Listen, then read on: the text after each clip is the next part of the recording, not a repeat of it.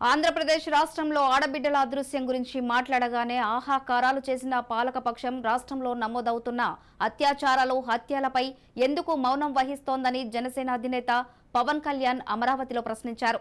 ఆడబిడ్డలపై సాగుతున్న దురాఘాతాల గురించి స్పందించాల్సిన బాధ్యత మహిళా కమిషన్కు లేదా అని పవన్ అన్నారు. చిత్తూరు జిల్లాలో ఇంటర్ విద్యార్థి కిరాతకంగా హత్యకు గురైతే ముఖ్యమంత్రి, హోంమంత్రి లేదా మహిళా కమిషన్ ఎందుకు స్పందించడం లేదన్నారు. అనుమానాస్పద మృతి అంటున్న పోలీసు అధికారులు తీవ్రతను తగ్గించే ప్రయత్నం చేస్తున్నారనే అనుమానాలు వ్యక్తమవుతున్నాయన్నారు. ఆ బాలిక తల్లిదండ్రుల ఆవేదనను పరిగణనలోకి తీసుకోవాల్సిన అవసరం ఎంతైనా ఉందన్నారు.